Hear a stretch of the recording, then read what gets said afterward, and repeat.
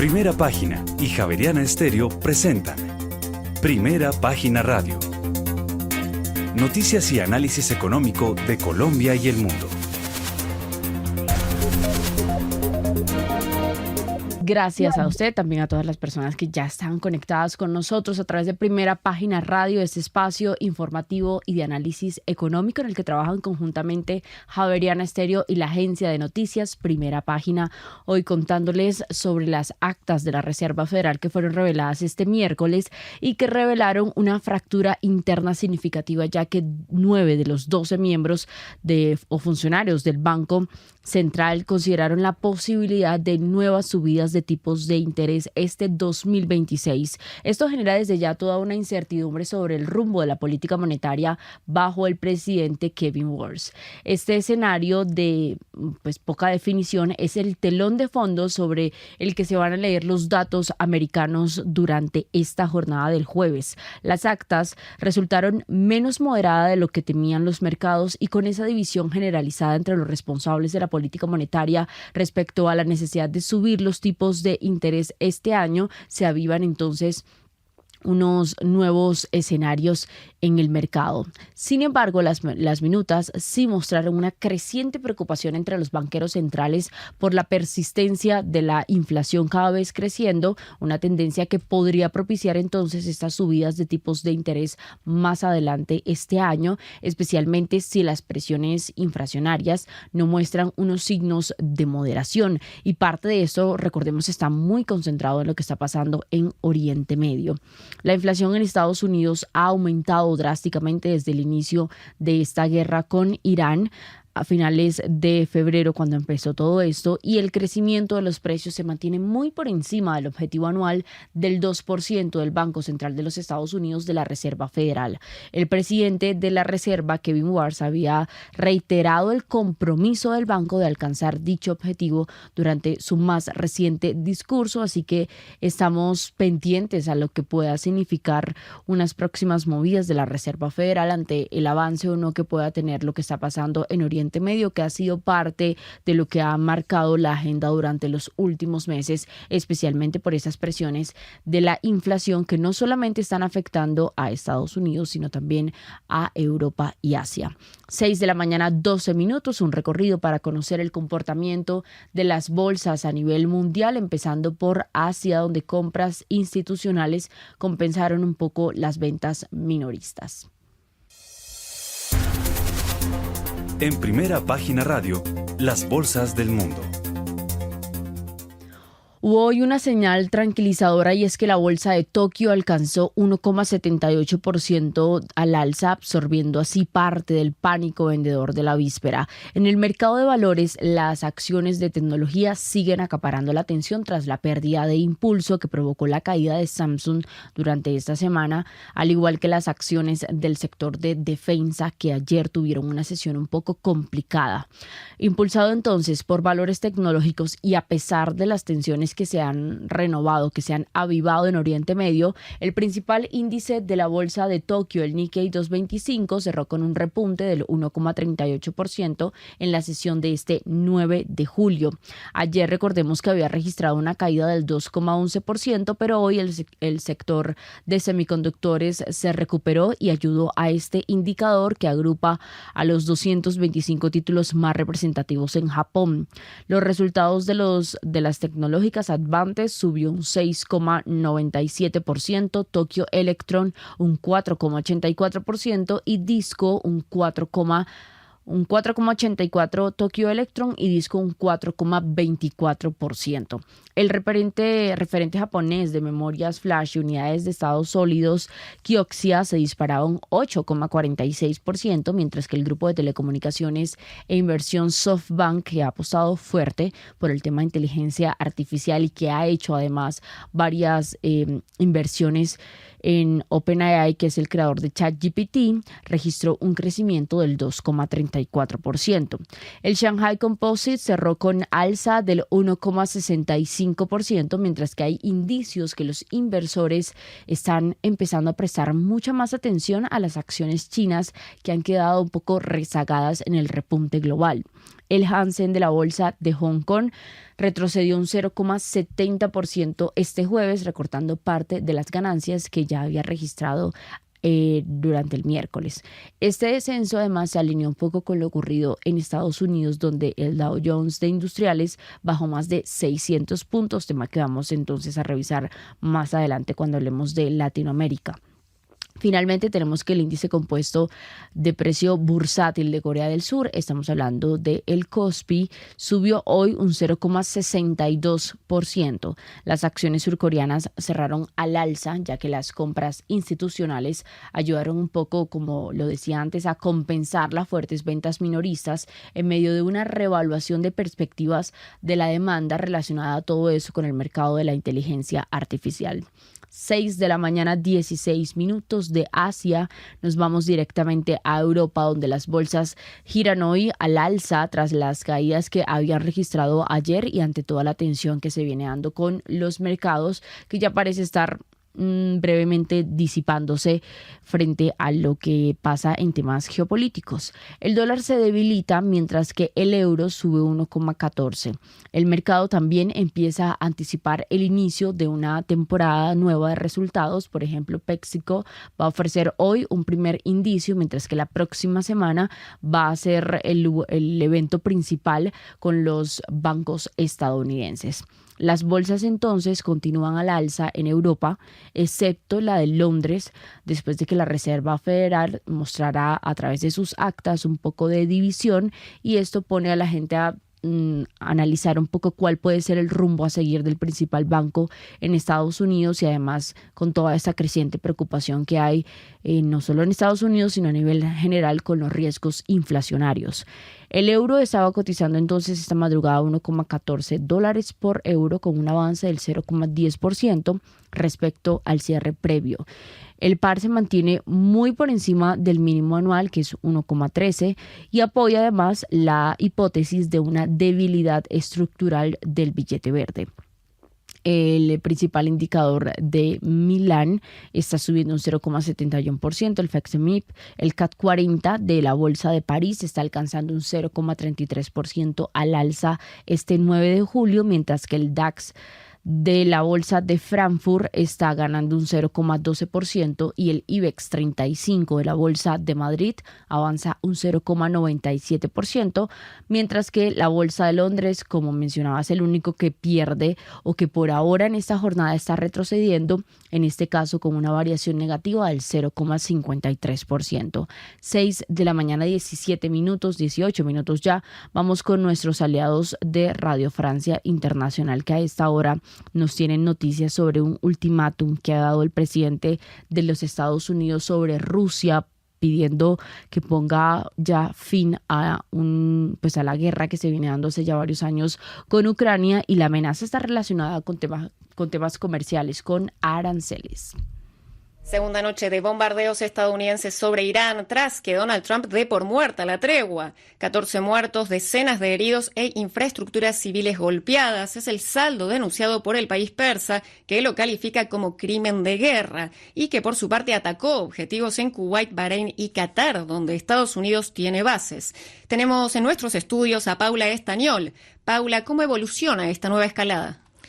Jessica, como decías, se trata del segundo día de bombardeos estadounidenses, esta vez en la ciudad portuaria de Bandar Abbas, en el estrecho de Hormuz, en la ciudad de Sirik y en la provincia de Bushehr, donde, recordemos, se encuentra el complejo nuclear iraní. Teherán ha denunciado estos ataques, señalando que Estados Unidos bombardea infraestructuras civiles, lo que califica como un crimen de guerra. Donald Trump ha explicado que esta nueva serie de bombardeos es una represalia a los ataques de Irán contra 3 navíos en el estrecho de Hormuz, amenazando con una respuesta aún peor de producirse un ataque de este tipo.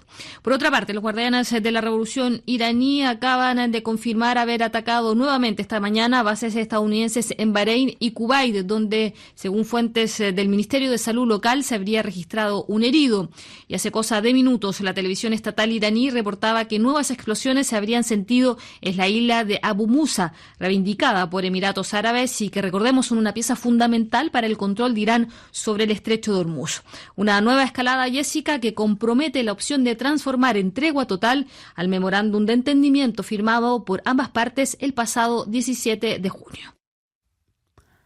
6:20 gracias a nuestros aliados de Radio Francia Internacional. Seguimos entonces con nuestro analista que nos acompaña a esta hora. Está conectado con nosotros Edgar Álvarez, el gerente de estrategia y prospectiva económica de Coasmedas, la cooperativa Coasmedas. Muy buenos días, Edgar. Gracias por estar conectado ya con nosotros en Primera Página Radio, analizando la información internacional. Y lo primero es hablar de lo que ha sido esas actas de la Reserva Federal que se dieron a conocer, parte de lo que estaba entonces esperando el mercado en las últimas horas y que de pronto ha sorprendido un poco esta mayoría de los miembros que están inclinándose hacia nuevas subidas de tasas de interés. Ayer mencionábamos también lo que en su momento dijo en sus declaraciones el presidente de la Fed, Kevin Warsh, refiriéndose al cumplimiento del 2% de la inflación, que es clave para los Estados Unidos, pero hay todo un panorama en general o un escenario que complica un poco las cosas frente a lo que está pasando y a lo que puede hacer esas decisiones para lograr ese objetivo. Buenos días, Kiara. Buenos días a todo el equipo de Primera Página Radio y a los oyentes. Muchas gracias por tu invitación.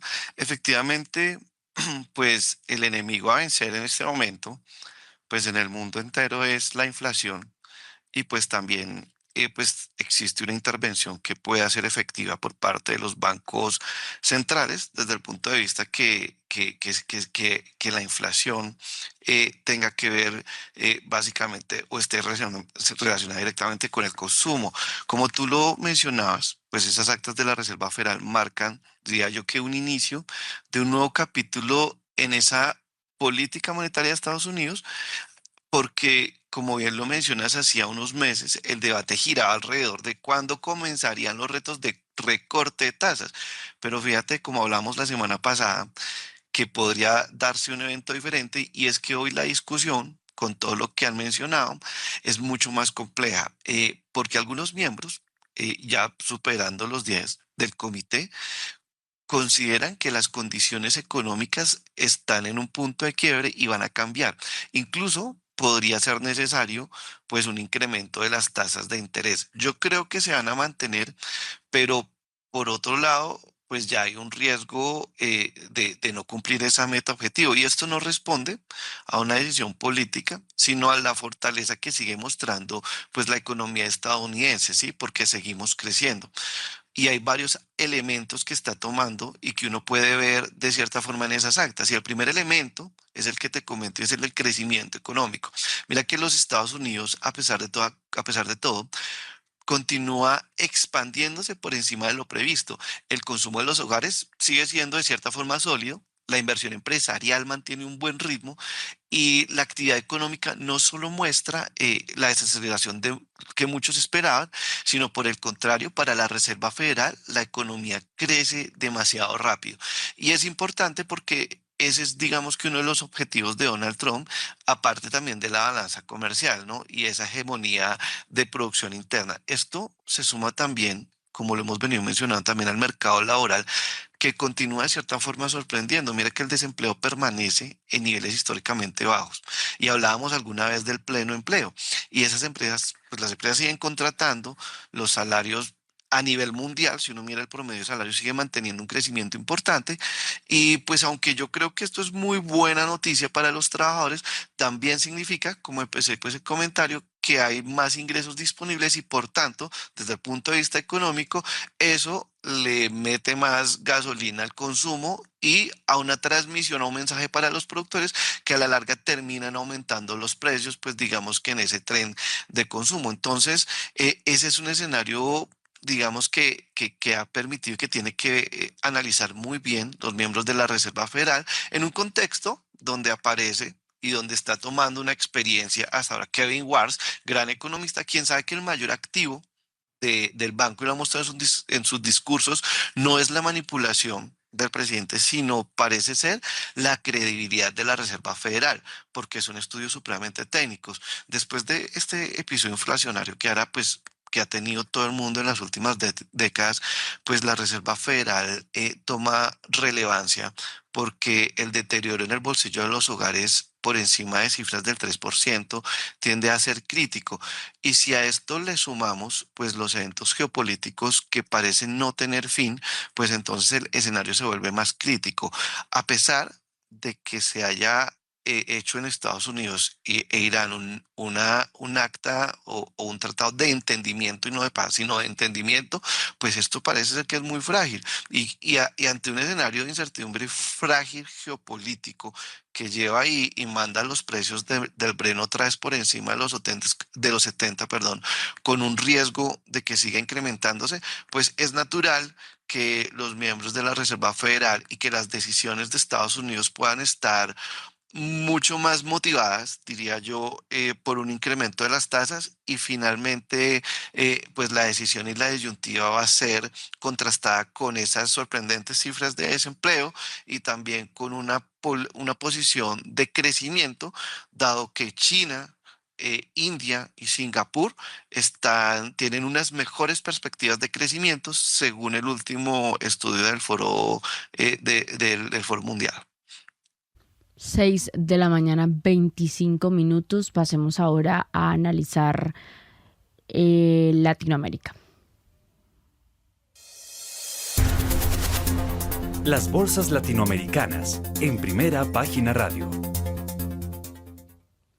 En Wall Street, el Dow Jones cerró el miércoles con una caída del 1,09%, eso es alrededor de unos 500 puntos, mientras que el Standard & Poor's 500 retrocedió un 0,28% y el Nasdaq logró cerrar ligeramente al alza. Si revisamos aquí en detalle cómo le fue el comportamiento de los mercados, estamos hablando del Dow Jones cerró con 52.348 puntos, el S&P en 7.482 y el Nasdaq al alza un 0,20% con 25.870 el cierre de esta jornada. Ahora, para el caso puntual de Latinoamérica, tenemos entonces que el índice del Standard & Poor's Merval de la Bolsa de Comercio de Buenos Aires retrocedió un 0,67%, mientras que el Bovespa de la Bolsa de Sao Paulo bajó un 0,79%. La Bolsa Mexicana de Valores perdió un 0,10% con el Standard & Poor's IPC, y tenemos que la institucional también de México se dio un 0,10%. Para el caso de Colombia estamos hablando de un avance, una variación positiva del 2,36% al cierre de este miércoles con el MSCI Colcap, y tenemos que la Bolsa de Valores de Santiago de Chile retrocedió un 0,72%. El MSCI Nuan de Perú con la Bolsa de Valores, en la Bolsa de Valores de Lima, perdió 1,10% en esta jornada. Analicemos Latinoamérica, pero además quisiera, Edgar, preguntarle por el tema de la inteligencia artificial. Esta semana vimos allí un muy buen comportamiento para el caso de Samsung en cuanto a sus resultados, pero la caída de sus acciones fue significativa y hay toda una preocupación por el tema de la demanda de los chips relacionados todos con inteligencia artificial. El sector como tal y Latinoamérica en medio de todo esto, ¿cómo queda? De acuerdo, muy buena pregunta porque fíjate que aquí hay dos cosas paralelas. Una, que el epicentro del crecimiento económico, así lo tengamos que repetir muchas veces, es la inteligencia artificial. Y tiene que ver todas las tecnologías emergentes asociadas a la revolución 4.0 y 5.0. Y ahí es donde está el juego. Pero por otro lado, está el tema de que la economía no solamente funciona por inteligencia artificial, sino también por productos que satisfagan necesidades básicas y todo lo que tenga que ver con la crisis alimentaria. Entonces, los mercados en general están girando recursos hacia la inteligencia artificial. Y ese es un tema muy complejo y es un tema muy extenso, porque una cosa es que ya desde hace muchos años, desde el punto de vista de vigilancia tecnológica, ya se sabía y ya se estaban haciendo documentos científicos y se estaba patentando todo lo que un día nosotros ya hemos materializado, digamos que en un chat y demás. Pero todos estos estudios y todos, digamos que esta gestión de conocimiento fue lo que impulsó ya hace 20 años y 10 años la inteligencia artificial que hoy vemos, pero aún así estudiarla e invertir en ella y creer o saber a ciencia cierta cómo se va a comportar el mercado de la inteligencia artificial es supremamente complejo. Por eso, nosotros tenemos que estar muy atentos, básicamente, a cómo va a ser el retorno de los ingresos por parte de Samsung, que lo mencionabas, y de todas las empresas de inteligencia artificial, porque ellos tienen digamos que están corriendo con ruedas de negocios para captar capital e inversiones, porque tener una infraestructura que era inteligencia artificial requiere de mucha inversión y de mucha infraestructura y de muchos recursos disponibles, pero de eso a tener una rentabilidad real dentro de los estados de resultados y los balances, eso es otra cosa, y aunque han mejorado, todavía no se han visto. Por otro lado, para sacar todo el tema de inteligencia artificial, se requiere también centros de datos. Y aunque han crecido y se espera que a 2030 sean por lo menos más de 13.000 centros de datos, ellos consumen recursos no solamente de materias raras, no solamente de metales, sino también de recursos naturales tan importantes como el agua. Entonces, más allá de que esté el know-how y esté todo el conocimiento de la inteligencia artificial, la incertidumbre es bastante grande porque son pocas empresas las que están capturando los recursos del mundo, deteriorando el crecimiento de otros productos tecnológicos. Entonces, ese es un tema complicado. Y si lo llevamos a Latinoamérica, para terminar un poco la respuesta, Latinoamérica como no innova a esos niveles y nosotros nos estamos jugando un papel de commodities y donde no tenemos bienes terminados, sino solamente materias primas, pues perdemos una ventaja competitiva. ¿Qué nos queda? La apropiación de la transformación tecnológica y la apropiación cultural de la inteligencia artificial llevada a las empresas. Y eso es otro tema muy crítico, porque nosotros no tenemos niveles educativos ni sistemas que nos permitan apropiar rápidamente eso. ¿Y eso en qué manos queda? En las manos de las personas que pueden acceder a ese tipo de conocimiento y logren identificar, por ejemplo, cosas tan sencillas como la inteligencia generativa y la inteligencia agéntica. Y eso es complejo, porque las empresas, si no saben eso, pues van a tener unas negociaciones ineficaces con proveedores y eso no hace crecer rápidamente y si por el contrario no hay, digamos que producciones o rendimientos efectivos y tiene que ver mucho con las competencias y las capacidades de los profesionales hoy en día. Entonces, fíjate que el escenario es complejo y Latinoamérica debería comenzar a posicionarse en la innovación, por lo menos no desde la construcción de inteligencias artificiales, sino por lo menos de la apropiación de transformación cultural a través de un conocimiento útil y competencias tan sencillas como el pensamiento crítico. Entonces, digamos que ahí podría haber una ventaja competitiva, pero el reloj de la economía lo está marcando o el epicentro, lo que va a pasar con la evolución de la inteligencia artificial y el consumo de recursos. Voy a pasar al tema de los commodities, pero antes quisiera preguntar, Edgar, hablaba usted de dos tipos de inteligencia, la generativa y Y la agéntica. la diferencia, ¿cuál es? Bueno, listo. La generativa, de una forma muy simple, la generativa responde a una inteligencia que tú le das una instrucción y entonces él cumple tu instrucción. Cuando tú le dices, responde, quiero que hagas tal cosa, ella procesa y hace eso con los algoritmos complejos de la inteligencia. Entonces responde linealmente esa instrucción. Pero la inteligencia agéntica tiene una mayor capacidad de tomar decisiones por sí sola. Entonces, en un momento dado, va a ser capaz de coger tu correo, de leer tus mensajes de tu correo electrónico, de procesarlos y ella misma tomar decisiones para enviar respuestas independientemente y tomando unas bases iniciales de cómo tú le has enseñado. Entonces eso es mucho más autónoma y hay un riesgo de que la inteligencia artificial tome decisiones por nosotros. Y esa agéntica o esos agentes preparados, esas colmenas de agentes de inteligencia artificial tienen ese nivel de autonomía y que es un potencial muy grande, pero un riesgo. La generativa está, digamos que supeditada a una instrucción y más a una supervisión humana.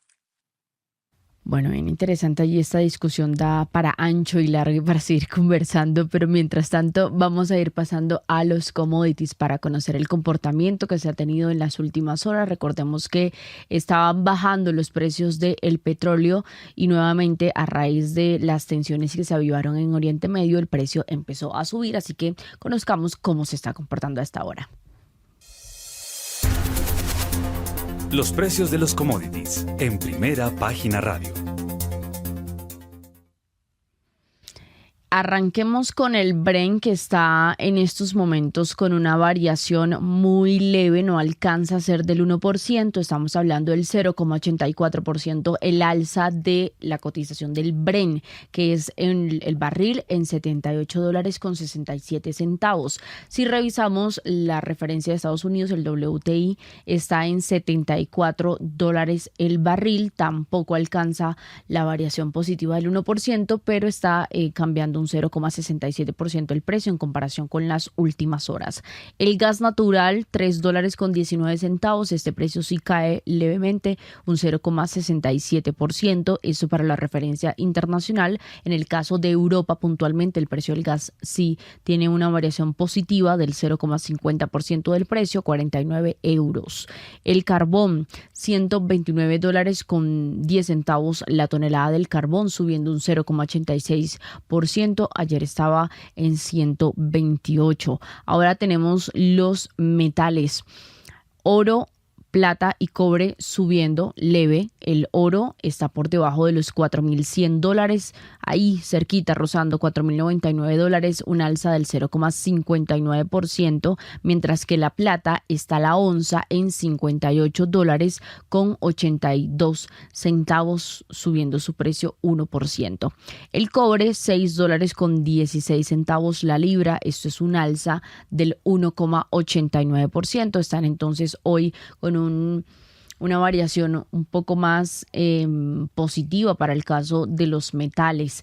En cuanto a las materias primas relacionadas con agricultura, como el caso del café, el alza del café está en un 3,50% del precio, $3.20 la libra. El azúcar está en $14.93 la libra. Esto es una baja del 1,21%, y así se comportan a esta hora los commodities, que ya vamos a entrar a analizarlos, pero quiero aprovechar que está ya conectada con nosotros Laura Gabriel para que nos cuente sus noticias del sector minero energético, que nos tiene a esta hora todo un paquete para hablar de producción de petróleo, de operación y de denuncias que se están haciendo desde el sector. Laura, buenos días otra vez. Kiara, buenos días otra vez. Bueno, sí, yo te cuento que en mayo la producción de petróleo de Colombia bajó 2,80% y la de gas 12,89%. Esto si lo comparamos con igual mes del año anterior. De acuerdo con las cifras oficiales de la Agencia Nacional de Hidrocarburos, en mayo de 2026 la producción de petróleo fue de 728.835 barriles diarios, y esto significa que hubo un aumento del 0,54% con respecto a abril. Ahora sí vamos a mirar la producción fiscalizada de gas. Esta llegó a los 1.129 millones de pies cúbicos por día y aumentó 12,23% más que en abril. Y la producción comercializada de gas llegó a los 717 millones de pies cúbicos por día, y esto representa que aumentó 3,31% mensualmente, pero tuvo una caída anual del 10,38%, Kiara. Por otro lado, te cuento que Cerro Matoso completa 8 días operando al 75% de su capacidad y advirtió que podría reducir de forma indefinida el 50% de su producción por las restricciones de gas, pues esto, según la empresa, está atribuido a la situación que tiene y a la inestabilidad en el suministro de gas natural por parte de Canacol Energy, cuyas entregas han oscilado entre 5.000 y 6.000 millones de gas pues diarios, cerca de una tercera parte del volumen contratado. Como consecuencia, pues Cerro Matoso implementó ajustes laborales y operativos que han impactado a más de 220 puestos de trabajo, incluyendo la suspensión temporal de aproximadamente 100 empleados y la reducción de más de 120 contratistas. También pues anunció que acudirá a los mecanismos jurídicos disponibles para proteger los derechos y solicitó la intervención de las autoridades competentes frente a los efectos de que esta situación podría estar generando, ya está generando en los trabajadores, contratistas y en las comunidades, Kiara. Laura, y frente a ese tema, ¿cuándo se podría definir o se tendría, esto digamos, va para largo?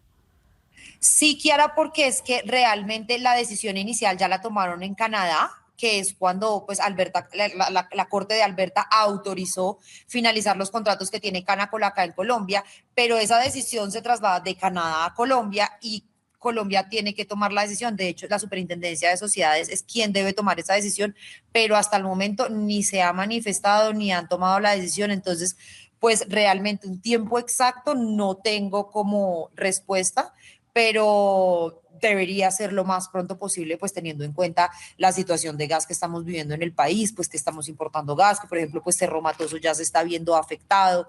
Entonces, pues se esperaría que sea lo más pronto posible, Kiara. Muy bien, ahora pasemos al tema de el coque colombiano, porque está haciendo una advertencia allí Fenalcarbón. ¿De qué se trata? Pues Fenalcarbón denunció que la imposición de un derecho antidumping de India al coque colombiano dejaría el producto fuera de ese mercado durante 5 años. Este gremio aseguró que la investigación antidoping iniciada por la India contra el coque metalúrgico colombiano fue notificada oficialmente al Estado colombiano desde marzo del 2025, pero afirmó pues que no hubo una estrategia técnica, diplomática o institucional pues para responder a este proceso. Según Fenalcarbón, ningún productor o exportador colombiano presentó información ante la autoridad investigadora que sustentó su decisión con datos aportados por productores indios. Además, pues dio una recordación de los datos que hubo en el 2022 y exportó 678.579 toneladas de coque a la India por más de $163 millones y pues pidió al nuevo gobierno entrante activar mecanismos diplomáticos, comerciales y jurídicos para mitigar los efectos de la medida. Y también, para finalizar, tengo 2 noticias. La primera es que Fitch afirmó la calificación de Celsia Colombia en AAA Call con perspectiva estable. De acuerdo con Fitch, la evaluación pues la sustentó en el modelo integrado de generación, transmisión, distribución y comercialización de energía de la compañía, así como en su base diversificada de activos, política comercial conservadora y alto nivel de contratación de energía. Fitch Ratings proyectó un flujo de fondos libre positivo y estimó que el apalancamiento consolidado se mantendrá por debajo de 4 veces. No obstante, pues la calificadora de riesgo advirtió presiones de liquidez en los próximos vencimientos de deuda por los saldos pendientes asociados a aire en un escenario de hidrología menos favorable durante el segundo semestre de 2026. Y para finalizar, pues la demanda mundial de petróleo creció 1,3% en el 2025, mientras los combustibles fósiles mantuvieron el 86% del suministro energético. Esto según un informe del Statistical Review of World Energy, que salió hace unos pocos días, esta semana salió. De acuerdo con este informe, la oferta total de energía superó los 600 exalugios en 2025. Esto representó un incremento del 1,7% frente al año anterior. El informe también indica que las energías renovables fueron la principal fuente de crecimiento de la oferta energética fuera del periodo de recesión impulsada por la energía solar, aunque todas las fuentes pues registraron aumentos. También este informe reportó que las emisiones de dióxido de carbono del sector energético crecieron 1,1% hasta 35.806 millones de toneladas y señaló que la generación solar aumentó 30% y alcanzó el 8,7% de la generación eléctrica mundial, Kiara. Laura, muchas gracias. Son las 6 de la mañana, 43 minutos y a esta hora un mensaje. Desde hace más de 65 años, Acciones y Valores ofrece soluciones financieras que impulsan el crecimiento de sus clientes. Con las transferencias internacionales, el dinero llega rápido y seguro donde se necesite, con el respaldo de expertos en el mercado cambiario. Transfiera con confianza con Acciones y Valores. Para más información, ingrese a www.axivalores.com.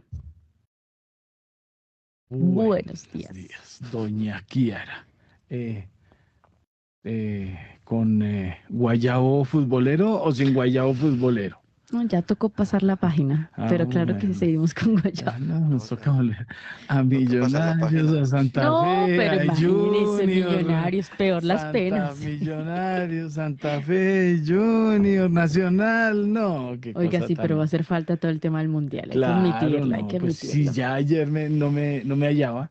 ¿Cierto? Porque no Porque no hubo, había sí, no partido. había, claro, Pues ya volvemos con uno de los favoritos, Francia, y se enfrenta a Marruecos. Francia, Marruecos, bueno, pueden enredarle el partido a los franceses, los marroquíes, pero bueno, vamos a mirar bueno, ya empezaron a hablar de los líos de camerino entre los jugadores y el técnico de Colombia, ¿no? Casi que hay paro para salir a jugar contra Ghana. Ya él dijo, muchos de ustedes no estarían acá si no es por órdenes superiores. Eso quiere decir que Los lo de rumores son siempre, ¿no? ciertos. Quieren colocar unos jugadores que estuvieron ahí que no deberían haber sido convocados, que no pueden vender juegan por allá en Rusia y en yo no sé dónde. Entonces, este es un juego de intermediarios de jugadores, no vengamos con más cuentos. Así Pues es. obviamente que van a decir, pero ¿qué van a querer vender a Díaz? Pues es que nadie está hablando de los que ya están vendidos. Es de los que quieren colocar en el mercado. Para eso los llevan ahí y los ponen a jugar contra todos los pronósticos, ¿no? Entonces ahí estuvo el asunto. Hicimos goles como locos, ¿no? Lo de siempre, la misma.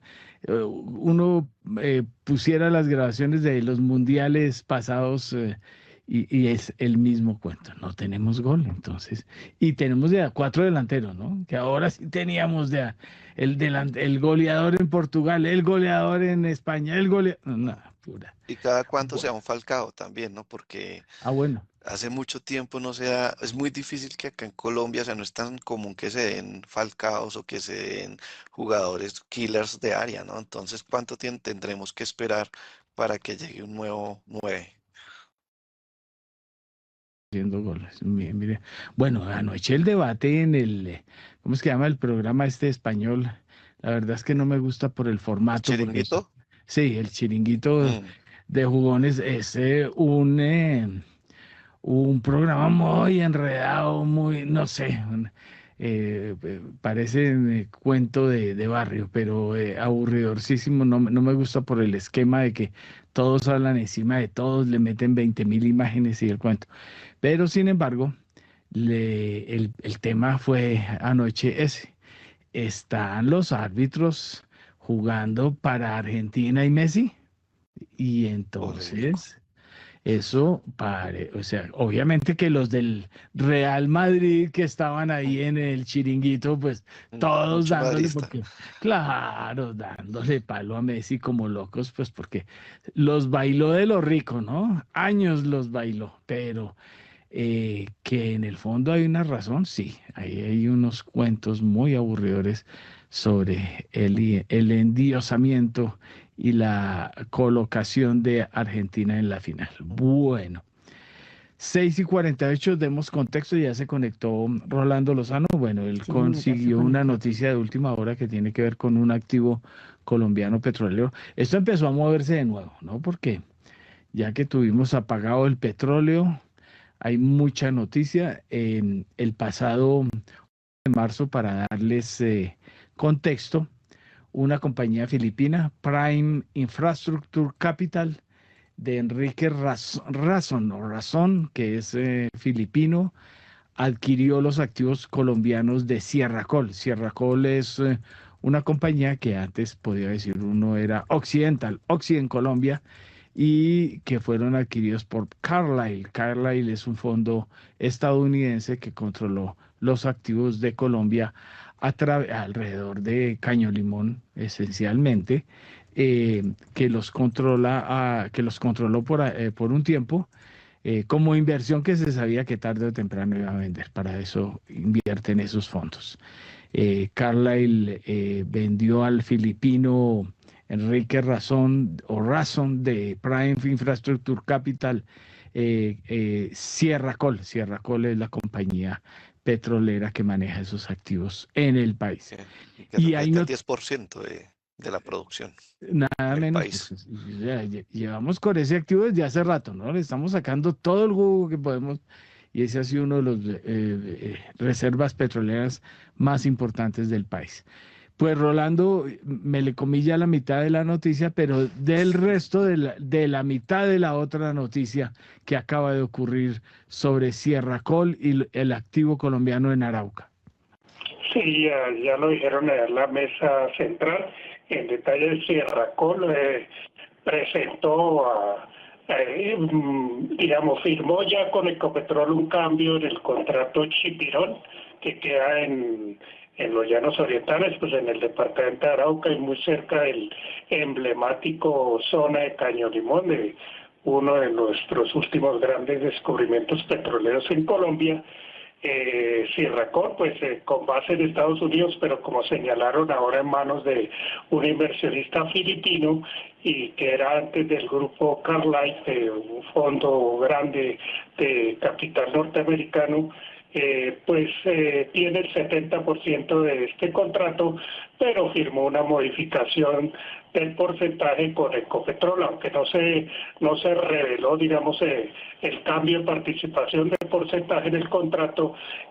Pues Sierra Col dijo que esto significará un incremento en la producción diaria de crudo que tiene Ecopetrol sobre la producción nacional, que es cercana, pues digamos, a unos 800,000 barriles diarios, y pues de lo cual Ecopetrol pues tiene un porcentaje cercano al 60-70%, y que será conocido en los próximos días. De todas maneras, esto necesita pues como estudio o aprobación por parte de la Agencia Nacional de Hidrocarburos y de la Superintendencia de Industria y Comercio. Sin embargo, Sierra Col pues no es la empresa más grande de petróleos en Colombia, tiene pues cerca del 5,9% de la producción nacional, que como dijimos es de 800,000 barriles, es decir, Sierra Col produce unos 43,500 barriles, y en esta zona de Chipirón, este contrato, el cual fue firmado en el 2003 y va hasta febrero del 2028, pues será extendido en el tiempo y pues cambiará la participación de las partes ahí en ese contrato, que también genera una significativa porción de la producción petrolera de Sierra Col en Colombia, que tiene cerca de 20 pozos o 20 zonas de exploración en Colombia. Bueno, daticos, aquí estoy viendo en la página de Sierra Col Energy Chipirón, el bloque Chipirón cubre las áreas que originalmente cubría el contrato de asociación Cravo Norte, el que estamos hablando de la Oxy, totaliza 56,400 acres e incluye 9 yacimientos. Fue descubierto en 2011 y produce desde las formaciones Mirador y Guadalupe, o los reservorios, como lo llaman los técnicos. Y el Chipirón produce desde una isla artificial de perforación construida sobre un pantano y un acceso ferroviario allá. Pues ese es Chipirón, sobre el que hay noticia. ¿Qué más datos tiene por aquí? El primer petróleo fue hallado 2006, dice acá, y las reservas son de 88 millones de barriles de crudo equivalente, como dicen, o de petróleo equivalente. Quiere decir que es o crudo o gas y las otras cositas que encuentran por ahí. Pues bueno, ese es Sierra Col. Aprovechemos y voy a dar la otra noticia que revelamos ayer, que es una noticia muy importante. Ante la Comisión de Valores Mobiliarios, Comisao Valore Mobiliari estoy hablando en un portugués que ni español, ni inglés, ni italiano, sí, portugués pereirano. Bueno, el portugués arepero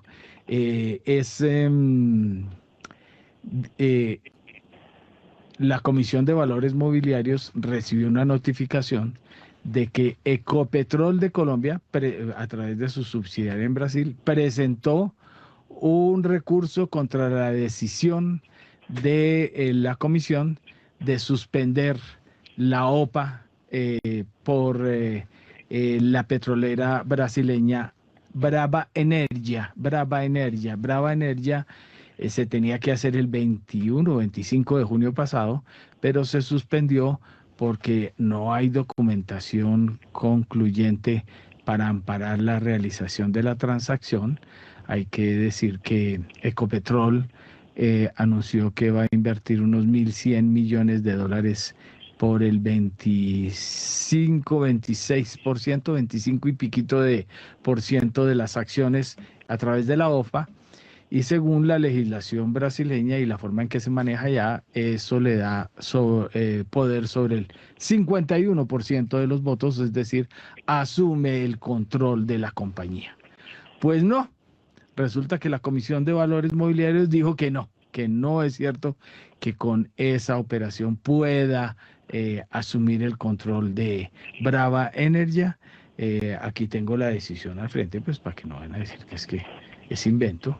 Aquí está, pueden entrar a la Comisión de Valores Mobiliarios o entren al Halcones y Palomas, que también fue publicada ahí en primera página, obviamente primero a nuestros suscriptores, y dice claramente que no, como está elaborada la OPA y demás, no tendría Ecopetrol la titularidad de las acciones que le den el poder de control sobre la compañía. Entonces tenemos un problemita.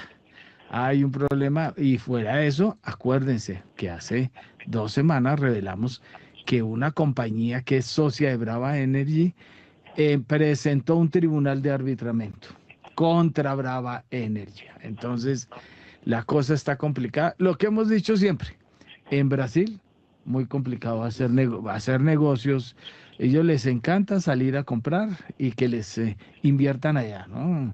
Pero después trate de hacer una operación. Interbolsa, nombre, trató de abrir operaciones allá. ISA compró inicialmente, entró con todo y la frenaron. Ahora volvió ha tenido otra vez un aire en el tema de la transmisión energética. Pero Brasil es complejo, muy complejo culturalmente, y a veces el error, ahí con los buenos días, es que definitivamente se ve un mercado grande, se ve un mercado muy sólido, muchas oportunidades, pero resulta que allá hacen las cosas muy diferente a como las hacemos en otras partes del mundo, y cuando entramos allá y vemos cómo se hacen los negocios, normalmente los colombianos nos hemos estrellado durísimo y salimos perdiendo plata. Exacto, ahí les habla don Edgar Jiménez de la Jorge Tadeo Lozano. ¿Todavía sigue en el laboratorio financiero? Sí, señor, ahí seguimos muy en firmes. Y de profe, ¿no?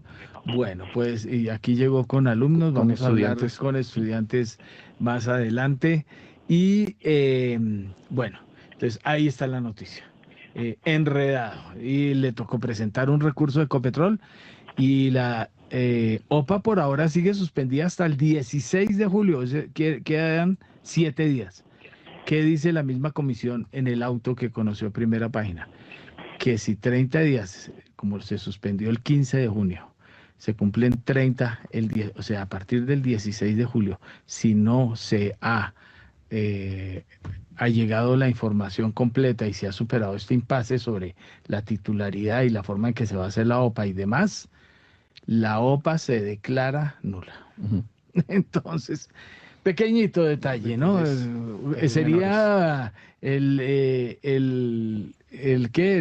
las banderillas de la administración que dejarían. Bueno, ese mensajito es para los que me están alimentando ahí por las redes que me van a acabar. Pues bueno, vamos a ver, que sigan a ver, 6:58. ¿Qué otra cosa te? ¿Rolando de una vez se despacha o tiene algo menos? Como quiera. Hágale, tiene 2 minutos. Bueno, la conocida compañía de seguridad y de tecnología BRIS, que opera en Colombia ya desde hace varias décadas, a través de un acuerdo internacional, digamos que no tendrá trámites en Colombia, pero implicará la integración de los negocios de mantenimiento y tecnología de cajeros automáticos en Colombia. Es de señalar que estas compañías que originalmente son de seguridad, pues se desempeñan también en las soluciones tecnológicas. Entonces el negocio de NSR, que es una compañía que lleva ya unos 70 años en Colombia, la de las conocidas registradoras y otros equipos de oficina, anteriormente, pues su negocio de mantenimiento de cajeros automáticos pasará pues a ser operado o integrado pues con las operaciones de Brink's en Colombia.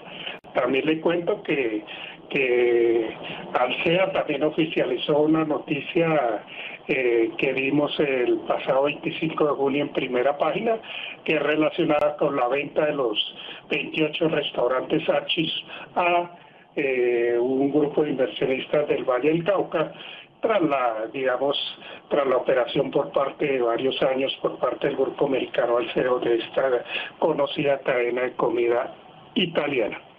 Y la última, Gallagher, para que no le toque esperar otra hora para que le dé paso. Bueno, esta por los nombres.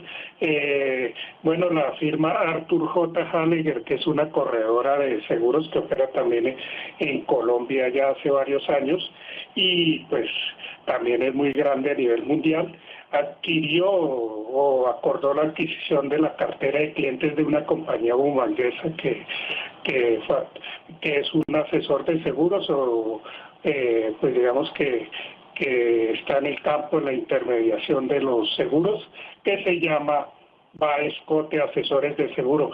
Este negocio pues ya se acordó, pero debe ser pues revelado de manera oficial en los próximos días por Arthur J. Gallagher, Corredores de Seguros S.A., que es la filial en Colombia. Muy bien, muchas gracias, Rolando Lozano. Así terminamos el paquete de noticias empresariales. Nos vamos al corte y actualización de noticias con Laura Gabriel y ya regresamos en un par de minutos con nuestros analistas y más invitados aquí en Primera Página Radio.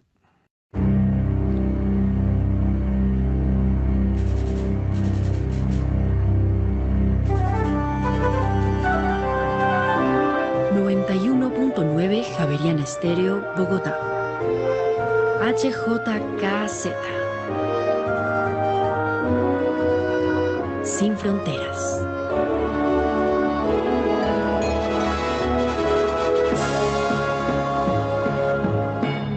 Siete y 14 minutos. Bueno, aprovechemos. Está Daniel Támara. Hagámosle a nuestro paquete macroeconómico. Daniel, adelante y nos cuenta cómo le fue con el Héctor tema Mario, de buenos días. Kiara, buenos días para todos los oyentes también. Pues efectivamente, arranquemos entonces con los más recientes datos del Ministerio de Hacienda con respecto a los tenedores de TES, que confirman lo que vino anticipando Primera Página durante todo el mes, y es que los fondos de pensiones y cesantías fueron los mayores compradores de títulos de deuda pública en el primer semestre de este año. En total adquirieron cerca de 31,2 billones de pesos en bonos de deuda del gobierno. De acuerdo con las cifras oficiales de Hacienda, en segundo lugar se ubicaron los bancos comerciales con cerca de 14 billones de pesos. Sin embargo, en el ejercicio que hace Primera Página de quitarle el efecto de los títulos que soltaron los bancos internacionales por el cierre del swap en francos suizos y que por ende bajaron las posiciones de los foráneos en el mercado de deuda, quitando ese efecto, los foráneos compraron cerca de 22,75 billones de pesos, entonces serían los segundos mayores compradores de títulos de deuda pública al corte de junio de este año y dejarían de tercero, ahí sí, a los bancos comerciales que, como decimos, compraron cerca de 14 billones de pesos. El cuarto lugar sería para las aseguradoras que adquirieron títulos por cerca de 10,07 billones de pesos y en el top 5 lo cerrarían las carteras colectivas y los fondos administrados que adquirieron alrededor de 9,12 billones de pesos. Por el lado de los más vendedores, tenemos que el Ministerio de Hacienda está liderando ese ranking de los que más liquidan bonos con cerca de 1,68 billones de pesos netos al corte de junio de este año y le sigue la fiducia pública que liquidó cerca de 1,67 billones de pesos netos en los primeros 6 meses de este año. El Banco de la República tuvo prácticamente una posición neutral, digamos, en el mercado de deuda, ya que entre las compras y las ventas que hizo, pues el da casi cero, entonces por eso decimos que da como un comportamiento básicamente neutral dentro del mercado de deuda pública, esto con corte a junio de este año. También tenemos, Héctor Mario, oyentes, que en este caso las exportaciones en Colombia, salió el dato más reciente, donde se presenta un crecimiento de 19,2% en mayo de este año, llegando a 5.193 millones de dólares en exportaciones colombianas, como decimos, y esto lleva a que en el corrido de los primeros 5 meses de este año las exportaciones sumen 23.587,6 millones de dólares. Este es un crecimiento del orden de 15,4% frente al mismo periodo de 2025. Acá tenemos que las exportaciones de petróleo y productos de las industrias extractivas pues subieron casi que 18,5% anual, más bien llegando a los 9.486 millones de dólares y registrando pues obviamente un cambio de tendencia frente a las caídas reiterativas que se presentaron en años anteriores, esto obviamente por los mejores precios internacionales, particularmente del petróleo. Entre tanto, por ejemplo, las exportaciones del grupo agro o digamos agropecuarias bajaron 1,1% anual al corte de mayo de este año, como resultado principalmente de la caída de las ventas de café. Y ya pasando a otro tema, vemos también que la inflación en núcleo 15 del Banco de la República en junio de este año subió 19 puntos básicos frente al mes anterior y ya se ubica en 6,3%. Recordemos que la inflación total que reveló el DANE se ubica en 6,14%. Este indicador está por encima. Vemos, como ya lo habíamos dicho, la inflación sin alimentos se ubica casi en el 6% en junio de este año, mientras que la inflación sin alimentos ni regulados, que es la medición más relevante a la hora de la toma de decisiones por parte de la Junta Directiva del Banco de la República, porque excluye elementos volátiles como son los alimentos y los energéticos, pues se ubica al corte de junio en 6%, si bien está por debajo del nivel de precios total, pues sigue teniendo un nivel elevado, subió 2 puntos básicos frente a mayo y alcanzó un máximo desde junio de 2024, cuando el dato había sido de 6,01%. También les cuento, doctor Mario Oyentes, que en los primeros 5 meses de este año el Ministerio de Hacienda compró un neto de 7.621 millones de dólares. Recordemos que estas compras pues, fueron anticipadas por primera página en lo corrido de este año. Ya el Ministerio de Hacienda pues confirmó el monto exacto que adquirió en estos 5 meses, como decimos, 7.621 millones de dólares, y fueron recursos que se utilizaron principalmente, como lo explicó primera página, uno para operaciones de manejo de deuda, particularmente la recompra de Yankees que se hizo en mayo pasado, y también para el cierre del swap en franco suizo. Recordemos que el gobierno destinó una caja total por más de 6.000 millones de dólares para el cierre de ese swap en franco suizo. Entonces, todas estas adquisiciones que hizo el gobierno fueron dirigidas a hacer como ese cumplimiento de esas operaciones de manejo de deuda durante el primer semestre de este año. Y asimismo, doctor Mario Oyentes, vemos que la caja en pesos del gobierno al corte del primer semestre de este año se ubicó en 18,1 billones de pesos. Esto implicó casi que como si se multiplicara por 3 frente al registro de hace un año, porque hace un año apenas había tenido una caja de 6,4 billones de pesos. Todo este comportamiento jalonado por el incremento en las colocaciones de títulos de deuda. Recordemos que se ha venido acelerando, como lo ha advertido primera página, las colocaciones de TES, particularmente por las megasubastas que se han hecho en pesos, donde en las recientes 2 megasubastas se adjudicaron 6 billones de pesos y 5 billones de pesos respectivamente, sin contar las opciones no competitivas, porque si las contamos darían 11 billones de pesos y 10 billones de pesos respectivamente. Y de hecho ayer el gobierno volvió a subastar bonos en pesos, elevando el monto inicial. Ya no adjudicó tanto como los 5 o los 6 billones de pesos, sino adjudicó 3 billones de pesos ayer. De todas maneras, un monto por encima de los 2 billones de pesos que venía adjudicando, sin contar esas 2 megasubastas de las que hablamos, con un comportamiento pues a la baja en las tasas de interés, de acuerdo con cálculos de primera primera página, las tasas cayeron en promedio en cerca de 21 puntos básicos, siendo, digamos, las que vienen presentando la mayor corrección los títulos a 2030 y a 2035. Héctor Mario, el resumen macro, digamos, en general. Gracias, don Daniel Támara. Aprovechemos a Nelson Vera, que acaba de conectarse. Nelson Vera Concha, ex vicepresidente de la ANIF, ex jefe de investigaciones. Nelson, ¿por qué no nos centramos un poquito en esto, en el dato del IPC reciente que volvió a crear nerviosismo? De hecho, Deutsche Bank ya pronosticó que tiene que haber otra subida de 75 puntos básicos. No sé cómo están ustedes en el Banco de Occidente. Héctor Mario, muchas gracias por la invitación. Qué gusto estar con ustedes en esta oportunidad, con los panelistas y por supuesto con toda la audiencia. Sí, nosotros estamos viendo también un incremento, particularmente para este mes nos imaginamos algo por el lado de 50 puntos básicos. El último movimiento nos sorprendió, creíamos que podría ser un poquito más abajo, pero vemos realmente al Banco Central con bastante ímpetu, haciendo lo que les faltaba, ¿no? Recordemos que la vez anterior se detuvieron. La cosa está complicada. Entonces, ante una inflación creciente, creemos que pueden seguir subiendo las tasas. Listo, entonces, y la referencia la hago es porque Daniel Támara nos dio el datico del IPC o la inflación núcleo 15, que es uno de los indicadores claves en este asunto, que no maneja o no incluye las volatilidades del IPC y permite ver más mesuradamente la inflación. Nelson, su comentario, bienvenido a esta hora. Muy buenos días, Héctor Mario, mil gracias por la invitación.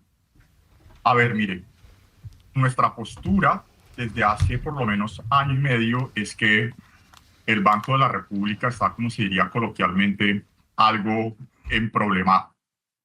El caso de Colombia en materia inflacionaria es un caso raro, no solo a nivel global, sino a nivel de la región, dejando al lado los casos extremos de Argentina o Turquía y similares. Colombia, comparémonos con nuestros pares regionales, no tuvo, después del choque dual oferta-demanda de la pandemia, no tuvo un reencauce inflacionario hacia las metas de largo plazo que tuvo, por ejemplo, Chile, al pico de su rango meta al 4%, que tuvo, por ejemplo, Perú. Incluso con los problemas que ha tenido históricamente Brasil, se logró alguna convergencia inflacionaria. México, sí, con un problema de postración de la demanda agregada y también de malas políticas públicas, pero todos, a nivel general, lograron una convergencia, bien sea a la inflación hacia su rango meta durante 2023-2025 o a niveles muy cercanos. Por múltiples razones, Colombia no llegó a eso.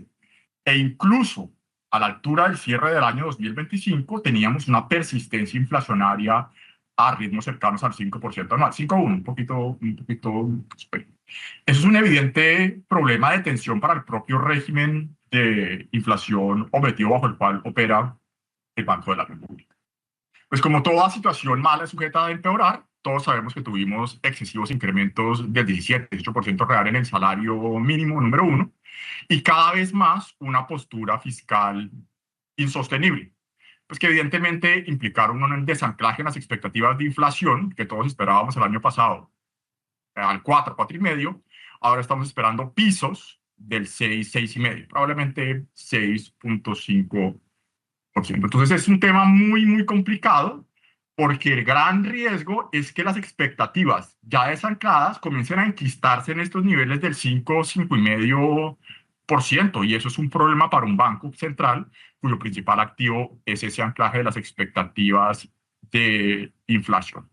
Y esto tendría incluso riesgos al alza por los temas de climáticos del fenómeno del Niño, que se pronostica con una elevada intensidad en este año 2026. Esto es un desafío para toda la región, pero en Colombia, pues no solamente tendremos potenciales temas puntuales en los niveles de precios de los alimentos, que algo ya vimos en la cifra de antes de ayer, número 1, y número 2, en la medida en que toca subir la ponderación de las termoeléctricas del usual 30% hacia algo probablemente 50-50 hidro contra termos, pues implicará también mayor incremento o presión de precios alcistas por el lado de los de energéticos y regulados. Entonces la conclusión es que, mire, tenemos un Banco Central que requiere una postura lo suficientemente restrictiva. Esto no es solamente restrictiva, se requiere una postura lo suficientemente restrictiva para asegurar el reencauce inflacionario en un horizonte prudente de mediano plazo, e infortunadamente todavía no estamos allí. Si hacemos nuestras usuales sumas y restas, ¿no?, de tratar de estimar una tasa de interés real neutral, que hace 5 o 10 años todos la estimábamos en el 2%, y usted dice hoy tenemos una tasa del 12% y unas expectativas en el rango 6,5%, pues grosso modo usted lo que tiene es una tasa real del 6%. Usted diría, es una tasa evidentemente contractiva. ¿Contractiva respecto a qué? Y acá los codirectores del FED siempre van y miran los datos, ¿no? Lo que usted tiene en la brecha del producto durante el último año y medio es una brecha del producto que ha sido persistentemente positiva. Es a eso lo que se refiere tanto el doctor Villar como el doctor Villamizar, que lo oía recientemente, como la doctora Taboada, cuando usted dice el gasto, o sea, el PIB por el lado de la demanda, está creciendo persistentemente por encima de la capacidad de producción. Y eso lo que le dice es, en el mediano plazo, usted todavía tiene unas presiones vía curva de Phillips, que es lo que le estoy diciendo, excesos de demanda tienden a subir los precios, no se ve cómo vaya a reducir la inflación. Y el agravante fiscal es mucho más complicado de lo que se está discutiendo. Un agravante tiene que ver simplemente con el gasto operativo del gobierno en esa expresión de una brecha del producto positiva. Me explico. En la medida en que usted tiene un gasto público que crece al 7-8% real, pues su demanda interna crece al 3,5-4% real, y usted tiene un grado de consumo privado también ahí. Pues tiene un recalentamiento de la demanda agregada excesivamente enfocada en el consumo, sobre todo en el consumo público. Y eso, pues una vía curva de Phillips, oferta contra demanda, le da presiones inflacionarias. Pero ese no es el único problema de una postura fiscal insostenible. Cuando usted tiene unos desafíos de la magnitud que tiene, donde le faltan 4 puntos del PIB para la simple estabilización del stock de deuda en 60 puntos del PIB, que a su vez probablemente son insostenibles, el problema ya no es solo el que le estoy mencionando de la demanda agregada, sino de lo que los economistas llamamos la dominancia fiscal. La dominancia fiscal es que en algún momento la tentación de licuar la deuda, ese stock que le estoy diciendo de 60 puntos del PIB, se vuelve totalmente inmanejable, número uno. Y número dos, el gasto de interés asociado a ese stock de deuda de 60 puntos del PIB, que como venimos diciendo, y Daniel yo creo que tiene esto muy presente, nunca se vio como si iba a reducirse de manera permanente a 3 puntos del PIB, y probablemente se va a devolver a 4,5 del PIB en los próximos años si no se hace nada. Es que usted puede tener allá en la junta directiva, sea acá en el FED o allá en el Banco de la República, a San Pedro, a San Juan y a San Pablo. En algún momento la tentación es demasiada. Entonces las interacciones de la política monetaria y fiscal siempre están allí como telón de fondo. Y bajo la válida intención de defender al Banco de la República, este debate un poco tuitero que yo nunca entendí, y creo que muchos de los analistas financieros y economistas que han tratado de desconocer el vínculo entre las tasas de interés overnight, como lo son, y las tasas de los TES, en verdad no creo que estén haciendo todo el argumento. Uno lo habla acá con economistas y le dicen, ¿cómo así? Eso es un grado de discusión, pero pues claro que se hablan, no de manera directa, pero evidentemente se hablan, porque si eso no fuera así, pues no habría ningún problema de preocupaciones por dominancia fiscal y un gran etcétera. Eso es lo primero. Ahora bien, el tema es que en el horizonte puntual 24, 25, 26, dada la magnitud del desafío fiscal que le digo, pues lo que ha primado en el incremento de las tasas de los TES y en la cartera hipotecaria ha sido el incremento en el spread de riesgo fiscal. Eso pues es evidente.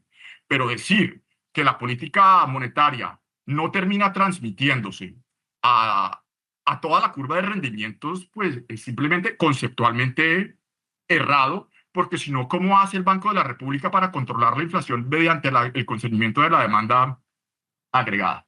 Y cierro entonces con la conclusión. no hay opción diferente a ser lo suficientemente contractivos para asegurar una convergencia inflacionaria hacia el mediano plazo. Y eso bien puede recurrir, pero esto solamente se sabrá con el tiempo, una postura de la política monetaria del 6, 6,5, 7% real, que es consistente con los montos nominales que estamos discutiendo. Probablemente se van a requerir entre 50 y 75 en los próximos 2 o 3 reuniones, y conforme se vaya viendo el reencauce inflacionario el próximo año, veremos si se puede mantener o después devolverse. Entonces, esto es lo que yo diría. Y los datos, simplemente para referirnos a los datos de antes de ayer, pues vienen confirmando esta tendencia en todos los indicadores que ustedes mencionaban. Entonces, miremos la núcleo 15. El año pasado al cierre era 5,29, en mayo fue 6,1 y en junio se aceleró al 6,3. Las sin alimentos, 5,1 al cierre del año pasado, se aceleró al 5,79 en mayo y en junio ya van el 5,98 al 6. Sin alimentos o regulados, 5 en diciembre del año pasado, 6 en mayo y se aceleró al 6,1 al corte de junio. Esto para decirle que todo el tablero de indicadores inflacionarios está en línea con toda la pataleta fiscal monetaria que le acabo de dar. Eso es lo que en verdad preocupa y por eso es que decimos que el Banco Central está un poco en problema. Gracias, don Nelson. Bueno, vamos a ver si nuestros invitados de ahorita en qué tiempo van a estar haciendo los análisis de lo que ahí vieron maestro dando clase, ¿no? Y a propósito de maestros, precisamente tenemos 2 maestros invitados a Primera Página con sus alumnos, precisamente finalizado el Macro Forecasting Challenge del Banco de Occidente. Están Edgar Jiménez Méndez del Laboratorio Financiero de la Jorge Tadeo Lozano y David Cubides, el economista jefe del Banco de Occidente. Entonces, Edgar, cuénteme qué hicieron estos muchachos y ahora David Cubides me va a contar en qué consiste el premio que están haciendo porque les dañaron las vacaciones, ¿no? Entonces, hágale, don Edgar Jiménez.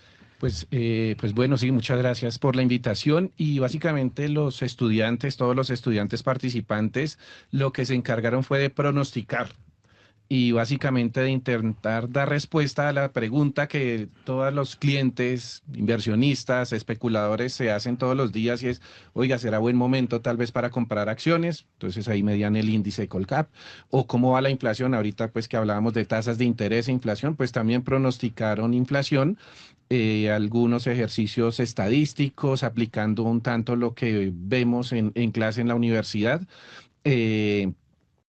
también integrando a esto todo el tema de coyuntura. Y pues todos los estudiantes y quienes nos están escuchando a esta hora, que ya por ahí están conectados, que siguen muy de cerca a Primera Página Radio, pues saben que les digo, también hay que informarse. O sea, hay una parte muy técnica, científica, estadística, una cosa muy exacta, pero hay un entorno que hace que eso sea cambiante.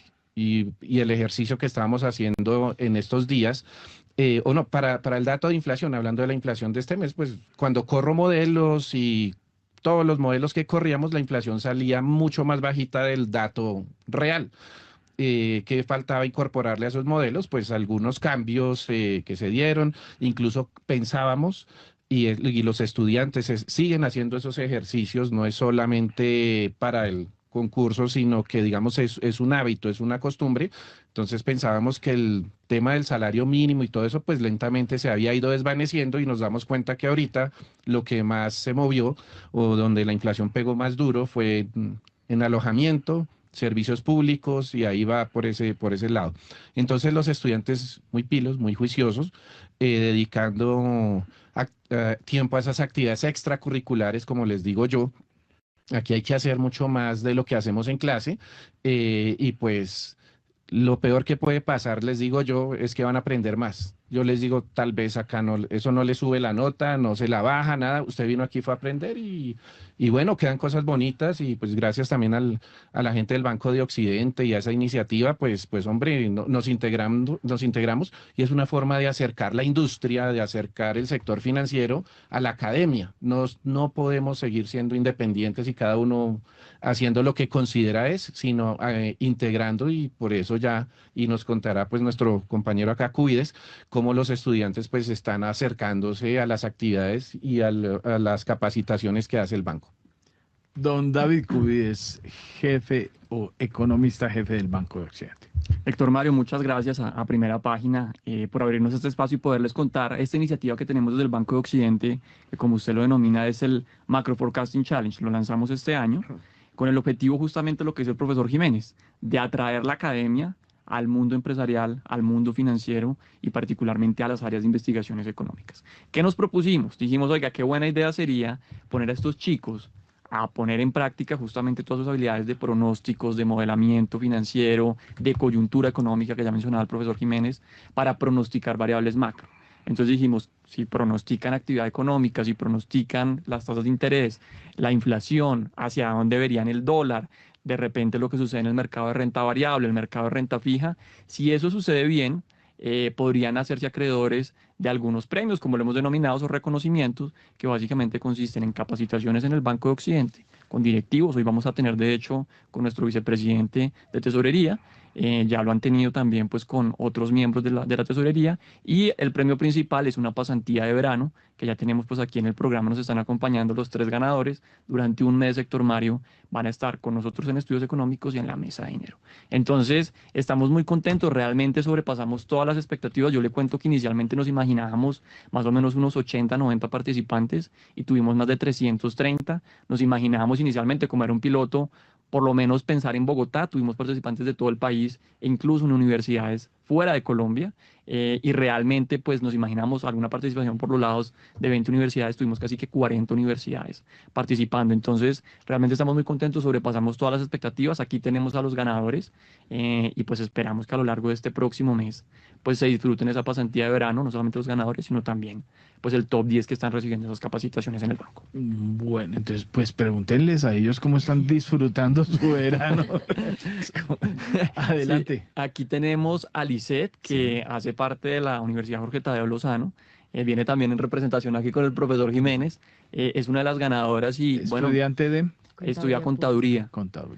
Lisette, bienvenida. ¿Cómo te la estás pasando en el banco? ¿Cómo has recibido estas primeras capacitaciones en esta primera semana con nosotros? Bueno, muchas gracias a ustedes, a todos por invitarme, principalmente a mi profesor por ayudarme a experimentar esta experiencia que es nueva para nosotros como contadores. Pues realmente nosotros no se nos enseña mucho algunos sectores o algunas especializaciones, y pues gracias al profesor conocimos como un nuevo mundo, podría decirse, para nosotros, que es el financiero. Esta experiencia ha sido realmente muy nueva para mí. Ha sido como que nos ayuda a enfocarnos en lo que queremos para la vida, y la verdad, gracias al banco, en este momento me encuentro aprendiendo muchísimo más sobre el sector y sobre todo lo cambiante que es día a día el tema financiero. Y pues gracias también a las capacitaciones, porque pues realmente es algo nuevo pues a nivel profesional, y pues porque uno sale de la universidad y pues realmente no conoce muchos aspectos y ha sido una inmersión real en lo financiero. Entonces pues principalmente se ha aprendido y se ha disfrutado mucho, porque a pesar de que es un mes en los que pues uno planea descansar, ha sido muy... ¿Poco mundial? Poco mundial. No, también, mira, fíjate que en el banco también pronosticamos los partidos. Pero eso es el resultado que hay que mirar más, ¿o no? ¿O me equivoco? El más importante. Sí, el más... Oiga, sí pronosticaron que Colombia también ahí es un outlier, que es el único equipo del mundo que no le puede pegar al arco. Exactamente. Bueno, realmente... Que no la mete. Bueno, realmente teníamos todas las expectativas de ganar, pero pues para mí, que no soy tanto del fútbol, realmente hasta yo he aprendido. Han sido cosas demasiado nuevas, y pues gracias a todos por enseñarme y por darme este espacio para poder desarrollarme más profesionalmente.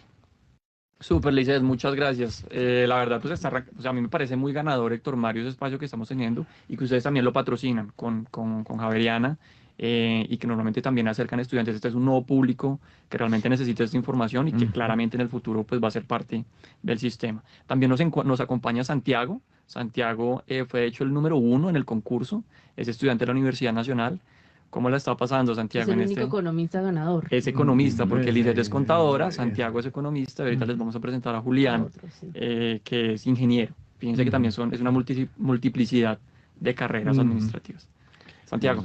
Buenos días a todos los oyentes. Para mí ha sido un gusto, un placer haber participado en esta competencia.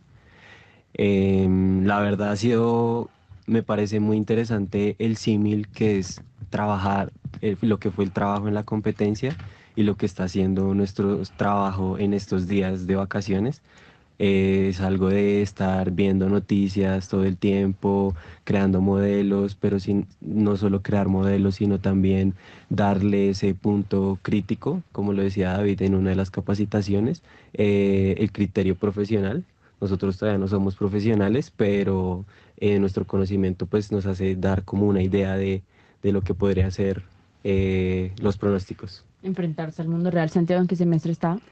Estoy en 10º ya a puertas de graduarme. ¿Y cómo fue el proceso o qué fue lo que tuvo que hacer puntualmente para pues, obtener este reconocimiento? Bueno, pues fue un trabajo difícil, era también el contexto en el que estábamos. Justamente para estos pronósticos se generó la discusión entre el Banco de la República y el Ministerio de Hacienda. Entonces era jugarse, bueno, qué puede hacer el ministro, qué puede decir el banco en esos momentos de tensión. También estar muy pendientes en las plenarias, en los debates de ellos, qué ideas o qué información podían soltar para nosotros decir, bueno, se pueden mantener, pueden subir. Justamente una de mis apuestas más grandes fue que se iban a mantener después de la discusión. Entonces eso fue una gran ayuda que me llevó al primer puesto. Bueno, vamos con el dato de desempleo en subsidios por desempleo en Estados Unidos y hagamos el relevo de estudiantes. Sí, señor. Le cuento que en tema internacional, como siempre, dato que se da a conocer los jueves, las peticiones de subsidio por desempleo en Estados Unidos bajaron frente a la semana inmediatamente anterior. Se registraron 215,000 solicitudes a la semana a corte del 3 de julio, una cifra que estaba por debajo de lo esperado. Los analistas estaban proyectando 218,000 solicitudes y al final estamos hablando de 215,000 según el dato que se ha dado a conocer por parte del Departamento de Trabajo de los Estados Unidos. Bueno, venga, mientras hacemos aquí el cambio de nuestros visitantes, reporte de la nueva EPS, ¿no? Entonces aquí me están haciendo el reporte de mis medicamentos, ¿no? Entonces, acuérdense que como ya soy cuchito, entonces ya me toca listado de medicamentos. Entonces, ¿qué me manda a decir mi delegada de rifas, juegos y espectáculos? Entonces ella estuvo allá desde las 6 de la mañana y dice, fui a citas médicas y nada de agenda para endocrinología. O sea, ahí tengo. Como nosotros los diabéticos tenemos problemitas para que nos den nuestra medicación y todo, entonces no hay citas con el endocrinólogo. Lindo. Por fin entregaron balance, ¿no? Casi que no. Casi que no. ¿Cuántos? ¿21 billones en deudas? Y el crecimiento es exponencial. Bueno, pues que acabaron con eso. Es que eso ahí se nota, ¿no? Entonces vaya y haga fila y verá. Bueno. Pero bueno, esa es la mala. La buena es que entregaron 5 inyecciones de Saxenda, que son para nosotros los que tenemos sangre dulce, los sartán, vitamina D y ácido acetilsalicílico. Entre esas valen 20,000 pesos, entre las de 20,000 las dieron y una de las... genérico. Eso. Faltó Metropolol y Siduo. Siduo es una de las caras, entonces tampoco la entregaron. La ezetimiba también la dieron, entonces, que esa es otra de las medio caritas. Entonces, mitad y mitad. La otra es ir a hacer la fila a la droguería y comprar las otras, porque y eso que llevo desde ¿qué? Ya me olvidó, 1979 aportando a la nueva EPS. 1979, para que ustedes hagan, esos son 40 y pico de años, ¿no?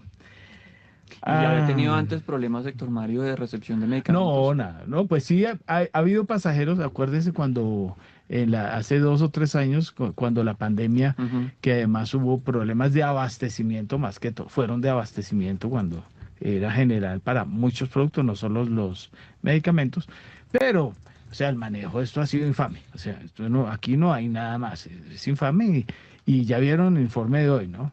La supersalud en manos de el exalcalde de Medellín con ¿cuántos millones en pasajes para aviones? Bueno, entonces esa es la felicidad completa de estos bárbaros haciendo lo que eso es vivir sabroso. Sí, exactamente. Nos pusieron a vivir aquí me ven dulcecito y lindo en el asunto. Bueno, ahí les di el reporte de actualización de la nueva EPS. Sigamos con nuestros invitados. Sí, yo tal vez ahí para rematar ese comentario, lo que ha sucedido, Héctor Mario, con la salud, pero también con el transporte, pero con la vivienda, pero con la infraestructura, con la seguridad, con el tema fiscal al que ya se refería Nelson, es que esto es increíble. Sí. Ya veremos, es uno de los grandes retos que tiene la siguiente administración. Pues vamos a ver, porque a las 8:05 les voy a dar una noticia que... Así no se primicia. Sí, hay una noticia feíta de seguridad y que tiene que ver con primera página, seguridad y primera página. Okay. Y eso es muy complicado porque la cosa va a que las medidas sean extremas sobre primera página. Bueno, vamos bueno, adelante. Sí, no, déjeme, yo termino de presentarle a los invitados que tenemos, que hacen parte de los ganadores de este Macro Forecasting Challenge en su primera versión. Tenemos a Kevin, también de la Universidad Jorge Tadeo Lozano, que también estuvo pues dentro de los ganadores. Kevin, ¿cómo fue ese proceso para hacerse acreedor de ser uno de los ganadores en el concurso? Pues fue un proceso muy interesante, partiendo desde que se conoció el reto. Pues inicialmente nunca a mi nivel de conocimiento, de trayectoria en la carrera, nunca me llamó mucho la atención el tema económico. Pero me pareció interesante cuando empecé a ver la asignatura en Mercado de Capitales con el profesor Elga y empezar a conocer más. Cuando se lanzó el reto me pareció la idea de que, bueno, inscribámonos, cómo nos puede ir, y empezar a buscar información. Una de mis fuentes más confiables para conocer el tema actual era Primera Página Radio, todos los días ir escuchándola en transporte. Héctor Mario, sí, por todos lados. Por todos lados, sí, exactamente. Entonces es muy interesante ver, acercar la academia al mundo real, empezar a ver cómo funciona todo el tema económico, qué influye, qué no influye, cómo una charla puede hacer que baje algo, cómo puede hacer que suba, cómo una polémica también afecta, y empezar ya a agregarlo al modelo matemático. Empezar a ver los números, también con el componente de criterio, para empezar a hacer los pronósticos y las proyecciones y ver qué tan lejos o qué tan cerca esté, y también qué fue lo que afectó y qué fue el resultado final y cómo queda de él también. Buenísimo, Kevin. Y le tengo también que presentar aquí a Julián. Julián es estudiante de la Universidad de los Andes, es ingeniero. Y está también acompañándonos ya en estos primeros días de esta pasantía de verano. Julián, ¿cómo se la está pasando? Bueno, gracias David y gracias por el espacio. Hasta ahora he estado sorprendido con la pasantía y más que nada con la generosidad de la gente del Banco de Occidente con su tiempo. Pues este es un sector que cada segundo vale millones y siempre, todos los días han sacado al menos una hora de su día gente pues muy importante en el banco para venir a explicarnos y enseñarnos cosas diferentes. Buenísimo, pues eso era Héctor Mario. Yo quería presentarle a la audiencia y a ustedes Primera Página y por supuesto pues también con el profesor pues esta iniciativa que tuvimos, la vamos a repetir probablemente en un año. Esperamos pues también que tengamos esa misma convocatoria tan buena que tuvimos, y de hecho pues ya no será solamente a nivel Bogotá, sino seguramente a nivel país. Ustedes saben que nosotros desde el Banco Occidente estamos súper comprometidos con las regiones. Nuestro presidente Gerardo Silva es un gran comprometido pues con esta iniciativa. Y bueno, pues eso era básicamente lo que les queríamos presentar. Muchísimas gracias. Bueno, hoy tienen ¿qué? Hoy viene, hoy está nuestro vicepresidente de Tesorería, Juan Pablo Barney. Sí. Usted lo conoce claramente. Sí. Viene desde Cali, le va a dar una charla al equipo y también vamos a tener una charla con el equipo de la mesa de negociación, con la gente de ventas. Entonces, pues allí vamos a terminar de construir esa agenda de esta semana, que ya tuvimos pues temas de derivados, opciones, forward, que nosotros en el banco somos pues muy fuertes en eso, pues lo estamos transmitiendo también a nuestros estudiantes. Bueno, ahí está. Edgar, mensaje final. No, simplemente pues mil gracias y quería resaltar algo del Banco de Occidente. De hecho, el día de la reunión del evento, de la premiación, del almuerzo de cierre, simplemente pues, entramos y al entrar nos sentimos muy bien. O sea, digamos, estaba el equipo directivo, estaba el presidente, el señor presidente del banco y ayudando a acomodar a los estudiantes, saludándolos, como dando confianza. Y yo dije, ve, qué chévere, o sea, se siente bien. Y recordé, o sea, en los logos del banco que se hace parte del Great Place to Work, entonces dije, pues esto sí es.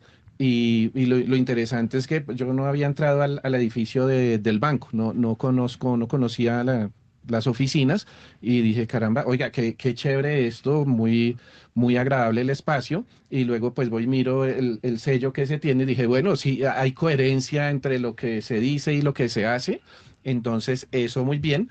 Y también quería agregar dos cosas. Uno, en el tema, yo soy contador. Soy egresado de Contaduría Pública también de la Universidad Nacional. Digamos, el mensaje también para el gremio de los contadores es que a veces nos alejamos mucho de ciertas cosas. Entonces los contadores hacemos la contabilidad y de pronto le puedo hacer la declaración de renta y ya. Pero como les digo yo en clase, y les digo, no, la contaduría pública tiene muchas líneas. Una de ellas es la parte financiera y cómo no, un egresado de contaduría pública puede estar sentado operando TES o acciones o lo que sea.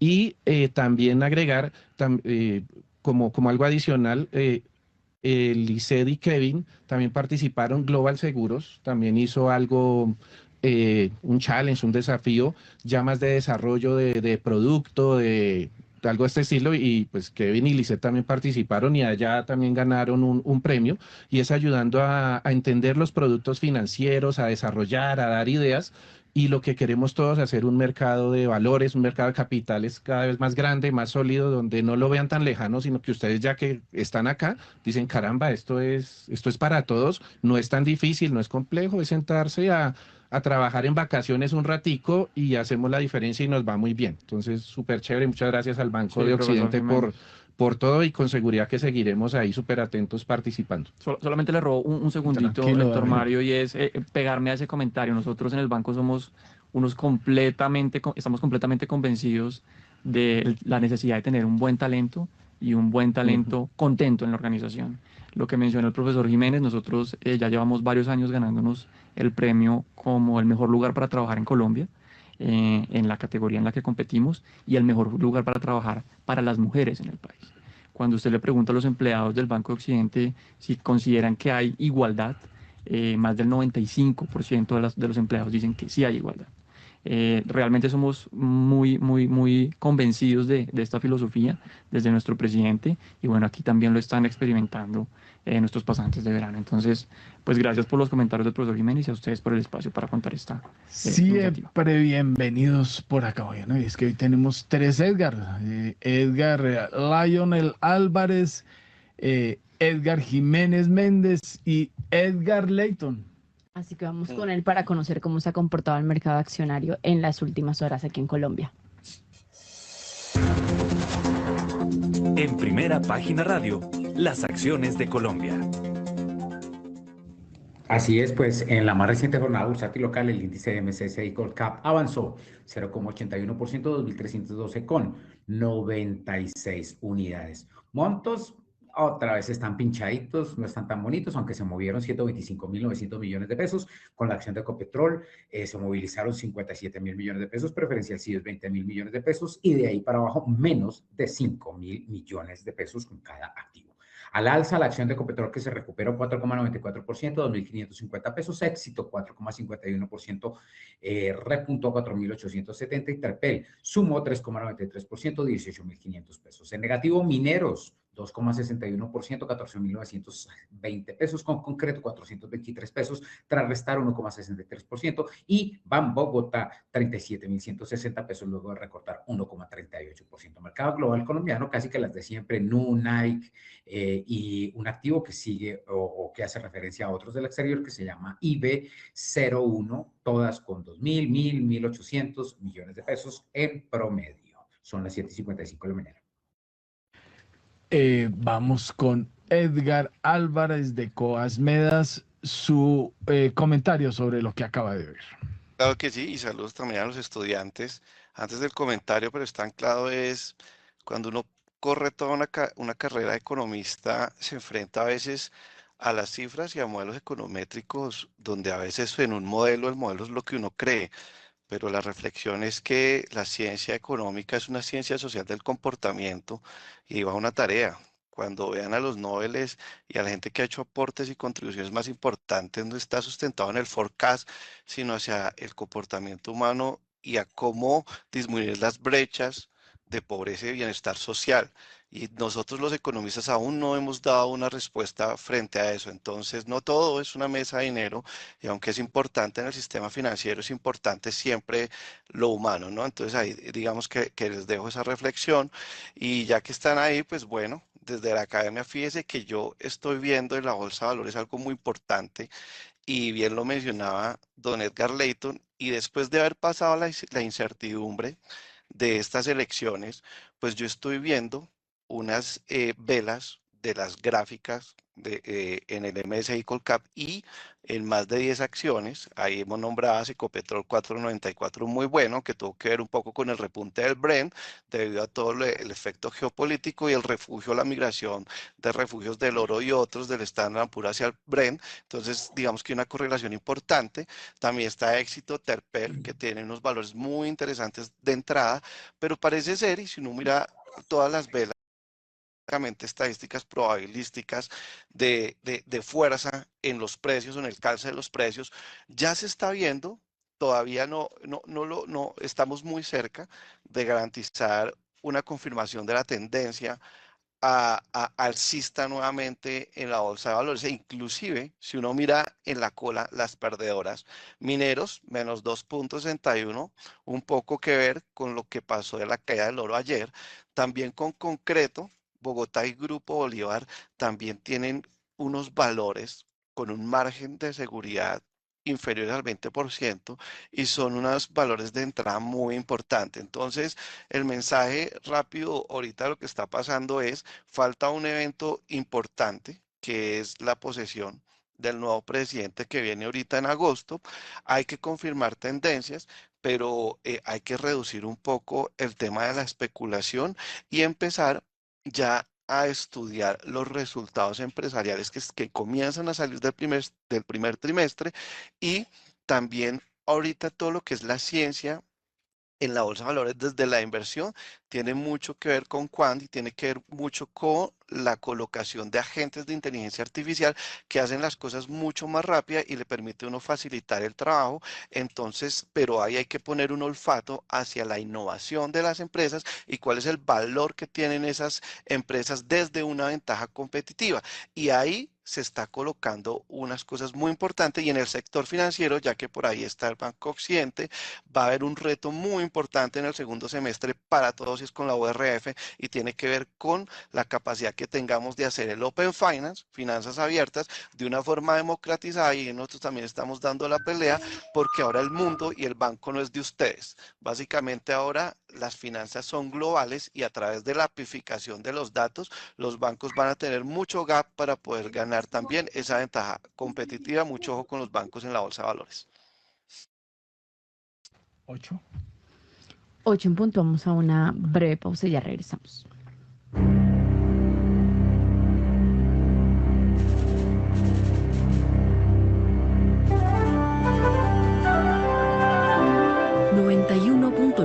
Javeriana Estéreo, Bogotá. HJKZ. Sin fronteras.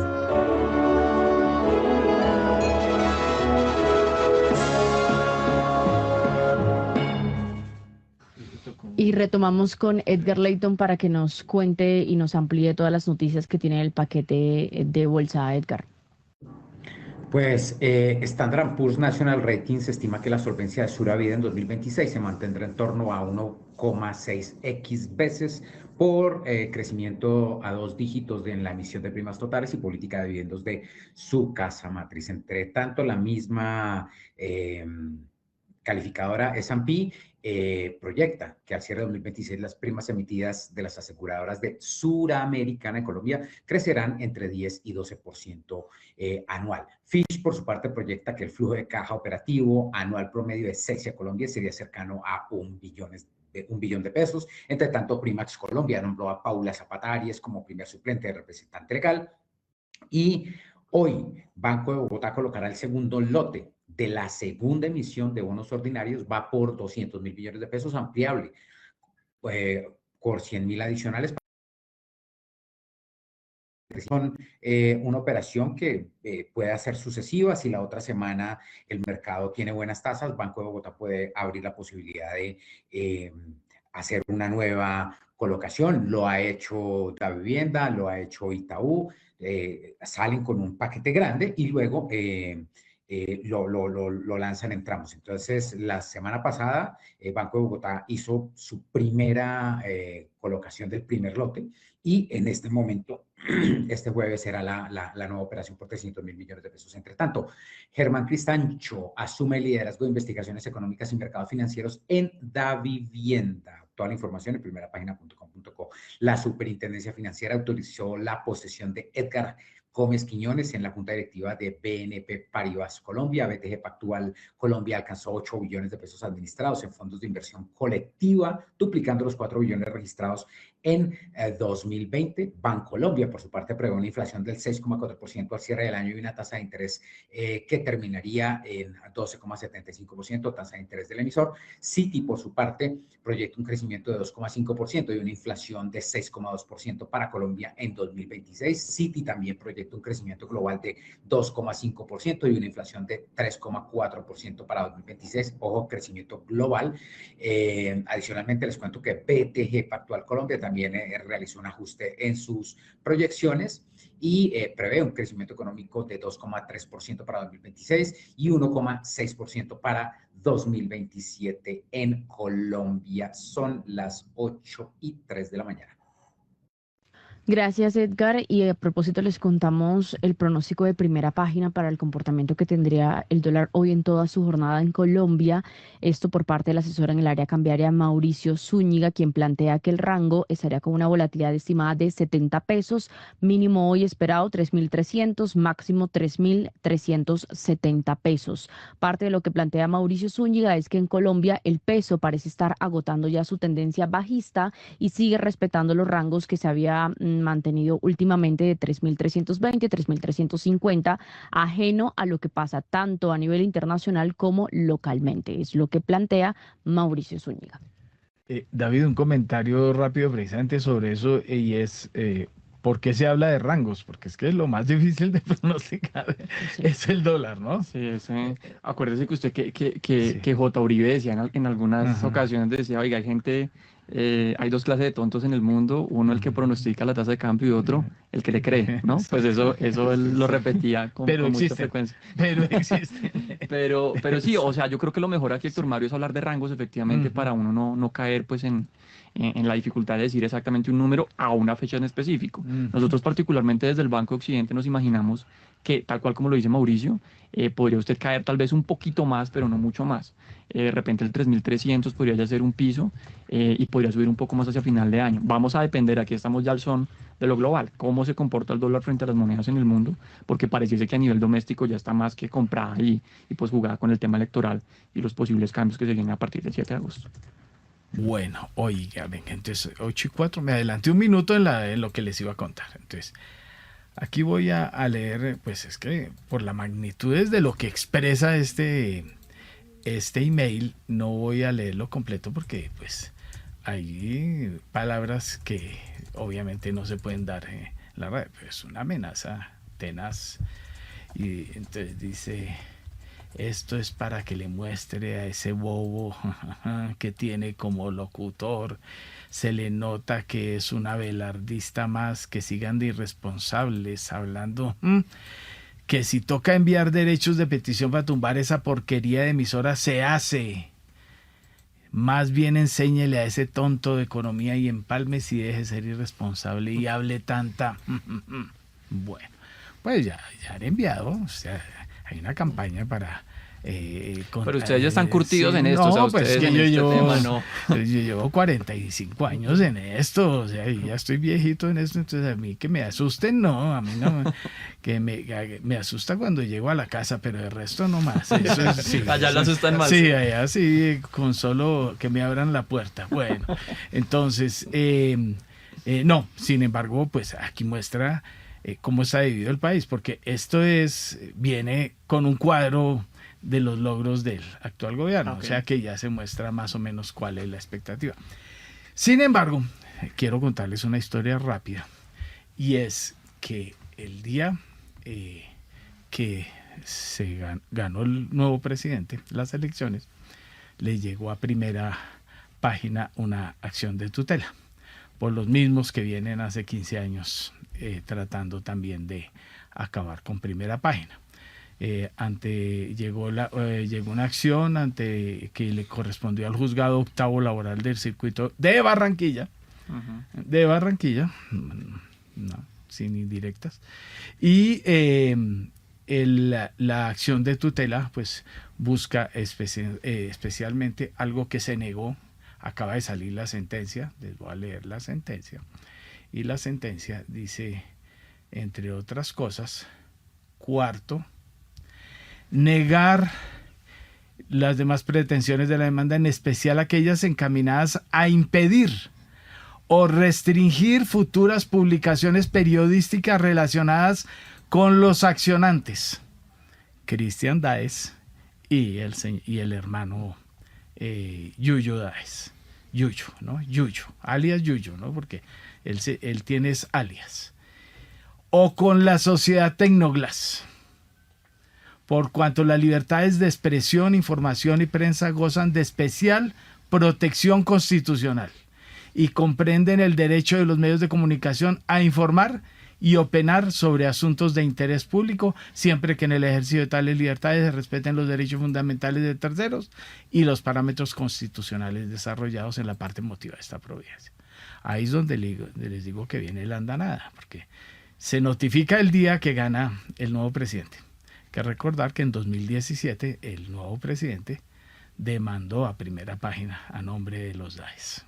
Ahí tengo el anuncio diciendo que van a acabar conmigo, entonces escrito, ¿no? Entonces, pero estamos aquí 9 años después y aquí sigue primera página y vamos a seguir informando, así de claro, eso es así de claro, vamos a seguir informando. Así ellos acaban de impugnar este fallo, entonces quieren que nos callen absolutamente. Entonces, no, señores, se equivocaron conmigo otra vez. Entonces, ahí está el cuentico. ¿Qué más tenemos? ¿Ya tenemos dólar? Sí, señor, ya abrió el dólar. 8:00 A esta hora, abren los mercados en Colombia. 8 de la mañana, 8 minutos. Les contamos 8 de la mañana, 9 minutos ya que la apertura del dólar en Colombia es de 3.335 pesos. Estamos hablando que baja 4 pesos con 80 centavos frente al cierre que tuvo el spot de este miércoles. Hoy dólar en Colombia, 3.335 pesos. Don William Varela, ¿qué tenemos a esta hora? Bueno, Héctor, ya los nuevos congresistas han venido organizando lo que van a ser las mesas directivas y las comisiones del Senado en la Cámara de Representantes. Ya tenemos información de que hay principios de acuerdo para que el presidente del Senado el 20 de julio sea Alfredo Rafael de Luque Zuleta, congresista nacido en La Guajira, dirigente político costeño, muy cercano al gobierno y es del partido de la U. Sería el que le pondría la banda a Abelardo de la Espriella en esa guarnición militar que están diciendo se va a dar el evento. El otro tema, Cauca, ¿no? el Centro Democrático. Sí, señor, que esperemos, porque dicen que va tanta gente que no hay pista ni aeropuerto para tanta gente. Entonces, ahí está el lío, que cómo aterrizan en esa zona. Bueno, pero que ellos definan eso allá, ese es su problema. El problema menor es el del aterrizaje. Acuérdense que hay unos señores por ahí al lado que son los del problema. Bueno, ahí están peleando. Hágale directo. Bueno, ahorita hace el editorial. Hágale a lo otro. Listo. El Centro Democrático tendría la presidencia de la Cámara de Representantes y la dirección administrativa del Senado de la República. Ahí son cruces, ¿no? Acuérdense que ellos son partido de gobierno y el Estatuto de la Oposición dice que las presidencias de Senado y Cámara van a favor del gobierno o de los partidos que sean gobierno, y las vicepresidencias van para la oposición, en este caso para el Pacto Histórico y la Alianza Verde, que son hoy partido de gobierno. Seguimos. Entonces, el Centro Democrático tendría la presidencia de la Cámara y la dirección administrativa de la Cámara. El presidente de la Cámara dicen que por lo pronto sería Daniel Briceño, el capitalino que tuvo la mayor votación de Colombia, el que era concejal y ahora es congresista, pero eso todavía está ahí hablando, están tratando de sacar a Daniel Briceño de la presidencia de la Cámara. Esperemos unos 10 más. Están trabajando los compromisarios. En las comisiones económicas, que es lo que nos interesa, el Pacto Histórico en el Senado de la República tendría 6 congresistas. Estoy hablando de terceras y cuartas comisiones económicas en el Senado. Son 103 senadores y el pacto tendría solo 6 congresistas en las comisiones económicas de Senado. El Centro Democrático 5, el Partido Conservador 3, la U2, Cambio Radical 2, Ahora Colombia 2 y Salvación Nacional 2. Y termino diciéndole que en la Cámara de Representantes hay 182 curules, en las terceras y cuartas, que son las económicas, las que nos interesan, el Pacto Histórico tendría 15 en Cámara, Centro Democrático 10, Partido Liberal 9, Partido Conservador 7, CID 3, que son los hombres de la paz 6, la U4, Cambio Radical 4, Alianza Verde 2, Colombia Renaciente 1 y Partido Demócrata 1. Así estarían ya conformándose las comisiones. A eso le falta que la próxima semana se reúnan y le pongan el nombre a quienes se les entregará esas comisiones económicas de estos partidos que les he mencionado ahorita, Héctor. Están en esa plena conformación. Más adelante podemos ver las gráficas de todo lo que ya se ha hecho por cada una de las 7 comisiones económicas en Senado y Cámara. Chao.